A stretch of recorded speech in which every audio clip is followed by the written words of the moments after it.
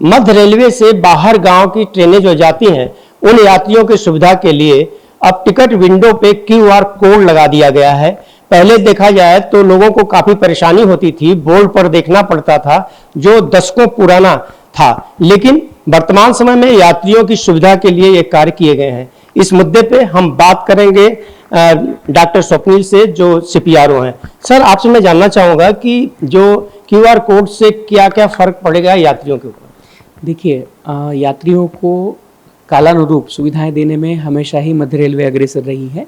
इसके पहले यात्रियों की सुविधाओं के लिए हम लोगों ने क्यूआर कोड के आधार पे बनी हुई पेमेंट सिस्टम ऑलरेडी अपनाई हुई है, जिसके चलते यात्रियां यूपीआई पेमेंट के थ्रू अपने टिकट का भुगतान कर सकते हैं। इसी के साथ में मध्य रेलवे के मुंबई मंडल द्वारा एक और नई पहल की गई है, जिसमें यात्री उस दिन छत्रपति शिवाजी महाराज टर्मिनस, लोकमान्य तिलक टर्मिनस, पनवेल और दादर स्थानकों से अलग अलग स्थानकों के लिए चलने वाली गाड़ियों की जो स्थिति है, जो गाड़ियों की संख्या है, कौन सी गाड़ी किस तरफ जाएगी, ये जो जानकारी है, ये सारी जानकारी एक क्यूआर कोड को स्कैन करके उसके माध्यम से अपने मोबाइल पे प्राप्त कर सकते हैं।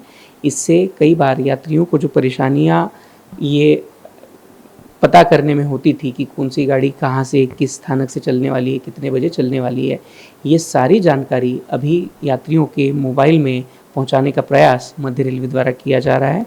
इससे यात्रियों को बार बार जो ढूंढना पड़ता था या दिशा दर्शकों की आवश्यकता पड़ती थी, वो आवश्यकता अभी कम हो जाएगी और यात्री इस सुविधा का ज़्यादा से ज़्यादा लाभ लेने के हेतु इस हम लोग भी उनसे आग्रह कर रहे हैं और इनके माध्यम से हम यात्रियों की सेवाएं और भी ज़्यादा सजग बनाना चाह रहे हैं, जिसके यात्रियों की जो यात्रा है वो और सुखदायी और सुखकर बने।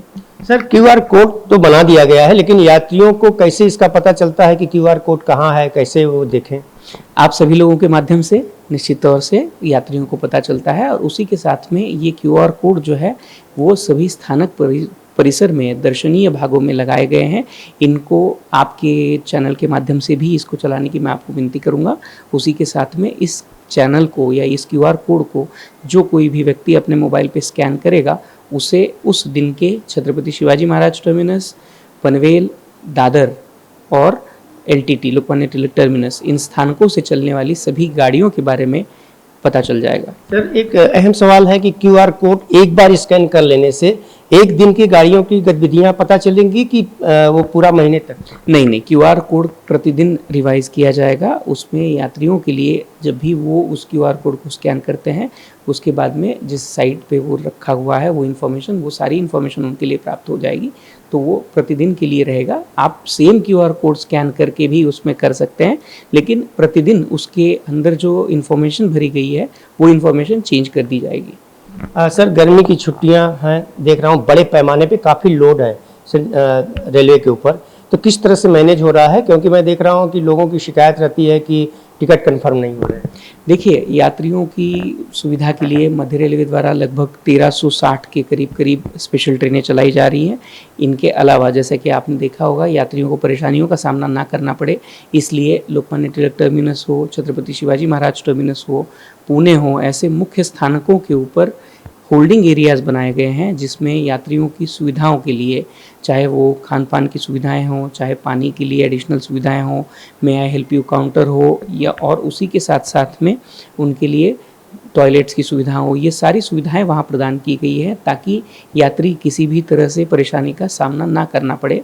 इनके साथ ही हम लोगों ने यात्रियों की अधिक सुविधाओं के लिए वहाँ पे मे आई हेल्प यू बूथ भी लगाए हैं, जिसमें यात्री अपने ट्रेनों का पता कर सकते हैं।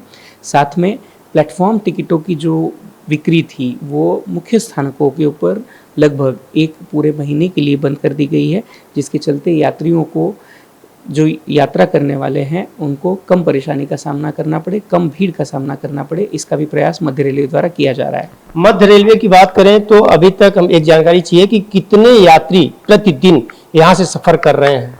देखिए, अगर वैसे सिर्फ यात्रियों की अगर हम लोग संख्या करें तो लगभग 40 लाख यात्री जो हैं, वो उससे भी ज़्यादा यात्री मध्य रेलवे से प्रतिदिन सफ़र करते हैं।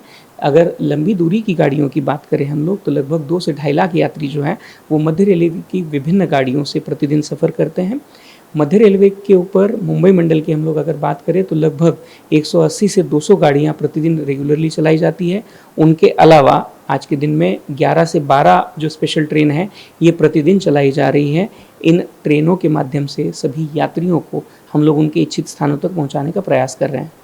तो आपने देखा कि डॉक्टर स्वप्निल ने बताया कि मध्य रेलवे जो है छुट्टी के समय में बड़े पैमाने पे गाड़ियां चला रही हैं, जिसमें बाहर गांव अगर जो गाड़ियां जा रही हैं करीब 2.5 लाख लोग सफ़र कर रहे हैं ट्रेनों से, और उनकी सुविधाओं के लिए मूलभूत जो सुविधाएं होती हैं स्टेशन पे वो भी आपने सुनाई।